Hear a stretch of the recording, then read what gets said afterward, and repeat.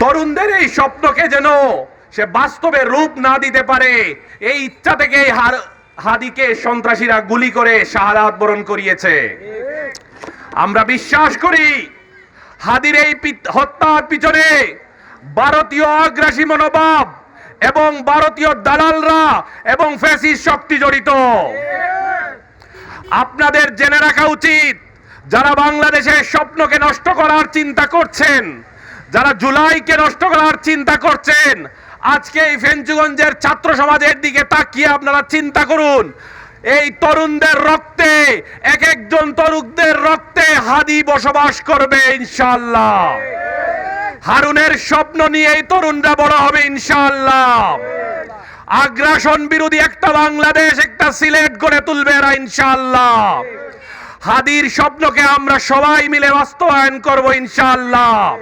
হাদি যে ইনসাফমূলক সমাজ চেয়েছিল, এই সমাজে ভ্যান্ডালিজম ছিল না, উশৃঙ্খলতা ছিল না।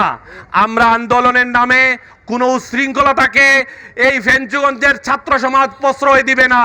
তার প্রমাণ হচ্ছে আজকের এই সুশৃঙ্খল মিছিল এবং এই সমাবেশ।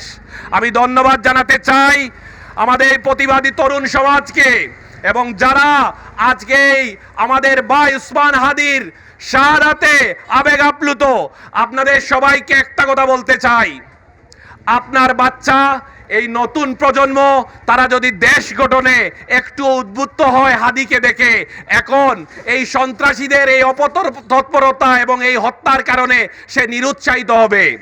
আপনাদের দায়িত্ব হচ্ছে এই প্রজন্মকে বুঝানো যে বই পেলে চলবে না, এই দেশকে মুক্ত করতে হবে।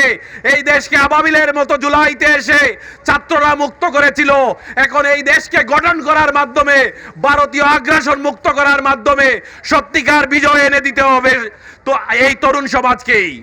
তো আমি সবার কাছে আহ্বান রাখবো, আমাদের এই এলাকার এই ফেঞ্চুগঞ্জে আজকে থেকে কোন ভারতীয় মনোভাব, কোন ভারতীয় দালাল, কোন ভারতীয় স্বার্থ রক্ষাকারী গোষ্ঠীর প্রশ্রয় হবে না ইনশাআল্লাহ।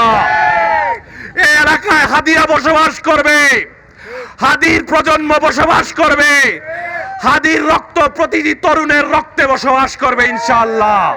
আমি সবাইকে বিপ্লবী সালাম জানিয়ে আগামীর বাংলাদেশ গঠনের কাঁধে কাঁধ রেখে একসাথে এগিয়ে যাওয়ার আহ্বান জানিয়ে আমার বক্তব্য এখানে শেষ করছি। ধন্যবাদ সবাইকে। আসসালামু আলাইকুম।